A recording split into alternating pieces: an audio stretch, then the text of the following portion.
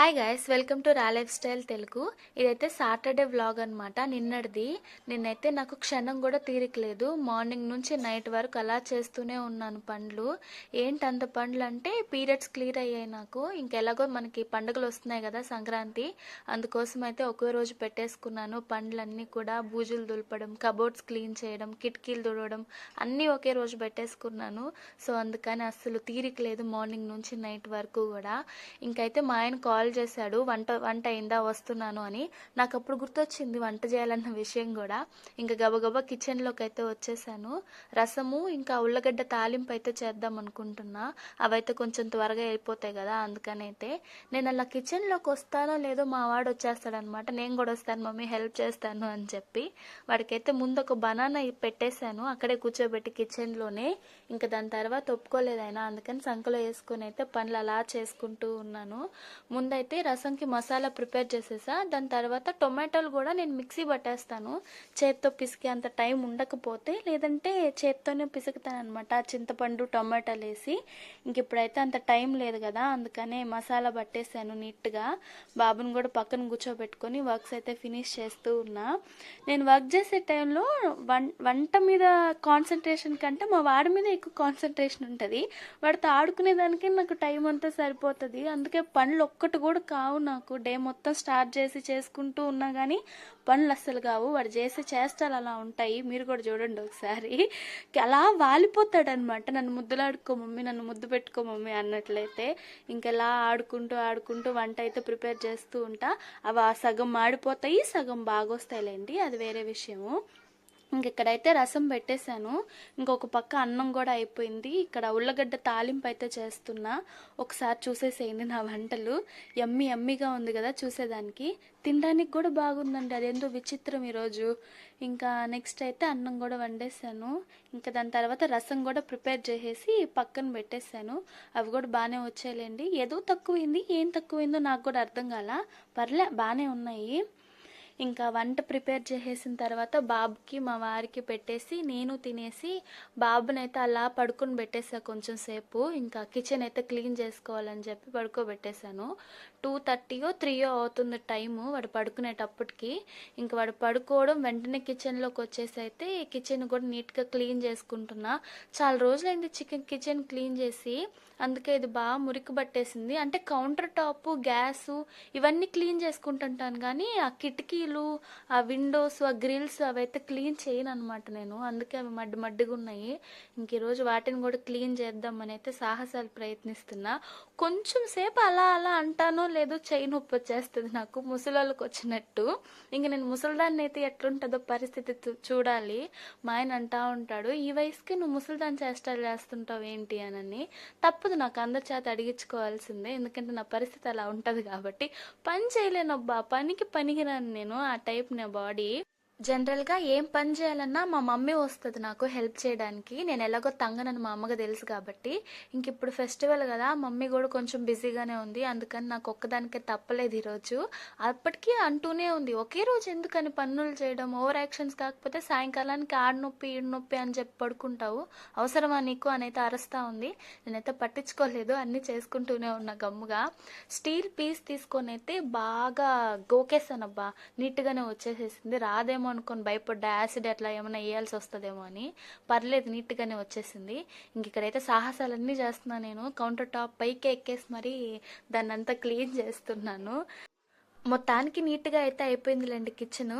ఇంకా కబోర్డ్స్ అవన్నీ ఇంతకు ముందే సర్దేస్తున్నాను, ఇప్పుడు మళ్ళీ సర్దే అంత ఓపిక లేదు. 1 వీక్ బ్యాకే సర్దా నీట్గా. న్యూస్ పేపర్స్ అన్నీ మార్చేసి అక్కడ సామాన్లన్నీ తోమేసి. నేను ఎక్కువ సామాన్లు పెట్టుకోను, ఎందుకంటే నేనేం ఎక్కువ వంట చేసేది లేదు కదా. అన్ని గోతంలో కట్టేసి నీట్గా పైన పెట్టేసి ఉంటా. అందరూ అవి కూడా తీసి తోముకుంటారు కానీ నాకు అంత ఓపిక లేదు. అక్కడ ఉండే వాటి వరకు నీట్గా క్లీన్ చేసి పెట్టేసుకుంటాను అనమాట ఎవ్రీ ఇయర్. ఇంక ఇయర్ కూడా అలానే. నాకు గ్యాస్ ఎప్పుడు సరిగ్గా మండదబ్బా. ఏంటంటే ఎంత హైలో పెట్టినా అది సిమ్లోనే ఉన్నట్టు ఉంటుంది అనమాట. మంట అంత కొంచెమే ఉంటుంది. ఎందుకంటే నేను ఆ గ్యాస్ని ఎప్పుడు తలతల మెరవాలని అయితే నీళ్ళు పోసి కడిగేస్తూ ఉంటాను. అందుకని ఆ వాటర్ పోవడం వల్లనో ఏంటో మరి అది ఎప్పుడు డల్గానే మండుతుంది. ఒక మంత్కి 2 monthsకి ఒకసారి అయితే దాన్ని రిపేర్ చేపిస్తూనే ఉంటా. 100 రూపీస్ వీధుల మీద తిరుగుతూ ఉంటారు వాళ్ళని పిలిపించి అయితే క్లీన్ చేపిస్తూ ఉంటాను. మా ఇంట్లో వాళ్ళకి తెలియదు ఈ విషయం. ఏంటో మరి అది మండట్లేదని చెప్పేస్తాను. అందుకని వాళ్ళు కూడా పిలిపించి క్లీన్ చేపిస్తూ ఉంటారు అప్పుడప్పుడు. అబ్బా, మొత్తానికైతే క్లీన్ చేసేసాను. ఇంకా గోడకు కూడా అక్కడక్కడ నల్లగా ఉంటే దాన్ని కూడా క్లాత్ పెట్టయితే నీట్గా తుడిచేసా. బూజులు కొట్టేశాను. కబోర్డ్స్ క్లీనింగ్ అయిపోయి ఇంకా ఆల్మోస్ట్ పనంతా అయిపోయిందబ్బా.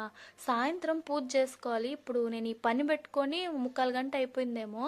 ఒక 4 అయిపోతుంది టైము. ఇంకా త్వరగా సాయంత్రం పూజకు కూడా రెడీ చేసుకోవాలి. ఇంకైతే ఇక్కడ బెడ్రూమ్లోకి వచ్చేసాను.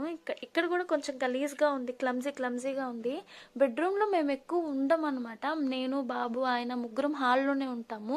ఇది జస్ట్ మాకు సామాన్లు పెట్టుకునే దానికి మాత్రమే ఉంటుంది.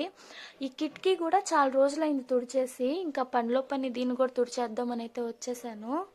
ఇంకా అక్కడ ఉండే వస్తువులన్నీ కూడా తీసేసి పక్కకి అక్కడ కూడా నీట్గా సర్దేసుకున్నా. కిటికీ కూడా తుడిచేసానులేండి. ఆ క్లిప్ అయితే తెలియదు, మిస్ అయిపోయింది. ఆ వెనక గ్లాస్ తుడవడం అయితే చాలా కష్టమైపోతుంది అబ్బా. చెయ్యి పట్టదు.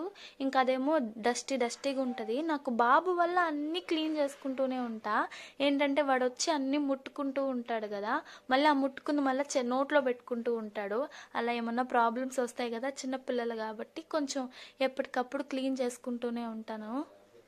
ఇంకా క్లీనింగ్ పనులన్నీ పక్కన పెట్టేసి అంటే చేసేసానులేండి. నీట్గా బూజులు దులిపేసి మళ్ళీ ఇల్లు మొత్తం చుమ్మేసేసి మాప్ కూడా పెట్టేసా. 2-3 సార్లు పెట్టా మాప్ అయితే. ఏంటంటే నల్లగా ఉంటుంది కదా, కాళ్ళకు అంటుకుంటూ ఉంటుంది అని చెప్పి నీట్గా క్లీన్ చేసేసా. ఇంకా బాబు కూడా లేచేసాడు. బాబుని కూడా ఫ్రెష్ అయిపిచ్చేసి నేను కూడా ఇంకా ఫ్రెష్ అయిపోయి వచ్చేసి అయితే పూజ పనులు స్టార్ట్ చేసేసాను. ఇంకా దేవుడి దగ్గర సామాన్లన్నీ పక్కన పెట్టేసా.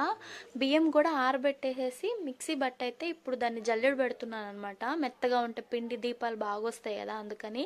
నాకు కూడా తెలీదు, ఇదే ఫస్ట్ టైం చేస్తున్నా. మమ్మీని అడిగాను అనమాట కాల్ చేసి, ఎలా చేయాలి మమ్మీ, ఏంటి మమ్మీ అని ప్రాసెస్. మమ్మీ చెప్పింది. ఇంకా అలా అయితే చేస్తూ ఉన్నాను ఇక్కడ. ఇక్కడ ఏమన్నా తప్పులు ఏమన్నా ఉంటే నాకు తెలియదు. ఇంకా నెక్స్ట్ టైం ఏమన్నా చేసేటప్పుడు దాన్ని నీట్గా రెక్టిఫై అయితే చేసుకోవాలి. ఇక్కడైతే దీపాలు చేసేసి అంటే ఆ ప్రమిదలు నీట్గా చేసేసి అయితే వాటికి వెంకటేశ్వర స్వామి నామం అయితే వేస్తూ ఉన్నాను. అక్కడ దీపం సామాన్లకు కూడా నీట్గా పసుపు కుంకలు అయితే బొట్లు పెట్టేసుకొని అంతా అయితే రెడీ చేసేసుకున్నా. వెళ్ళి పూజ చేసుకోవడమే. ప్రసాదం కింద అయితే నేను పెసరపప్పు ఉంటుంది కదా, వడపప్పు, అదైతే చేసి పెట్టుకున్నాను. త్వరగా అయిపోయిందని. నెక్స్ట్ టైం నుంచి నీట్గా చేసుకోవాలి. ఇదే ఫస్ట్ టైం నేను చేయడము. ఈ పిండి దీపాలు స్వామికి పెట్టుకోవడమే ఫస్ట్ టైము. సో అటు ఇటుగా హడావిడిగా అయితే చేసేసుకుంటున్నా. నార్మల్గా సండే, మండే, ఇంకా ఫ్రైడే అయితే మంచిగా పూజ చేసుకుంటాను. ఇప్పటి నుంచి సాటర్డే కూడా మంచిగా పూజ చేసుకోవాలని అయితే అనుకుంటున్నా. స్వామికి పిండి దీపాలు అయితే పెట్టుకోవాలనుకుంటున్నాను. అంటే నార్మల్గా డైలీ కూడా దీపారాధన చేసుకుంటాను, కానీ కొంచెం స్పెషల్గా అయితే పూజ సండే, మండే, ఫ్రైడే చేసుకుంటాను. సాటర్డే నార్మల్ దీపారాధన చేస్తాను, కానీ ఇలా అయితే ఎప్పుడు చేసుకోలేదు. ఇదే ఫస్ట్ టైము. బాబు నేను ఇద్దరం కూర్చొని అయితే ఇక్కడ పూజ చేస్తూ ఉన్నాము. అగరబత్తి ఇస్తూ ఉంటే నేను కూడా ఇస్తా మమ్మీ అంటున్నాడు. వాడి చేత కూడా పట్టించి తెప్పిస్తున్నాను అనమాట స్వామికి. గోవింద శ్రీ వెంకటేశ గోవింద భక్తవత్సల గోవింద భాగవత ప్రియ గోవింద నిత్య నిర్మల గోవింద నీలమేఘ శ్యామ గోవింద పురాణ పురుష గోవింద పుండరీకాక్ష గోవింద గోవింద హరి గోవింద గోకుల నందన గోవింద గోవింద హరి గోవింద వెంకటరమణ గోవింద.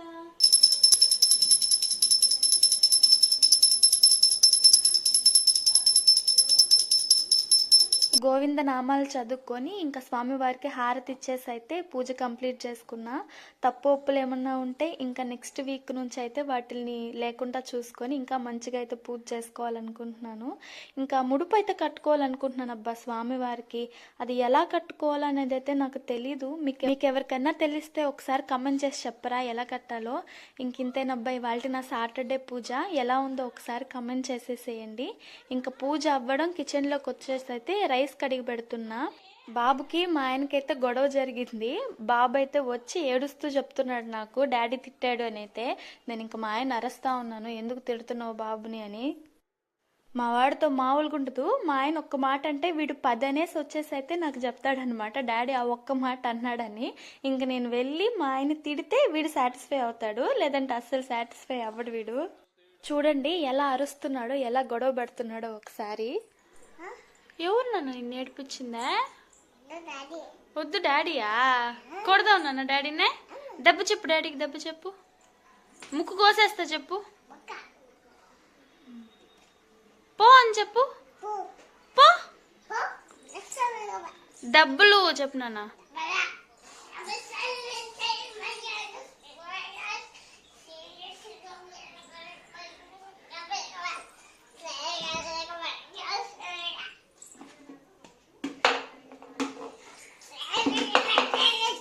సరేలే నాన్న, సరేలేదా, సరేలేదా, కొడదాంలేరా డాడీని.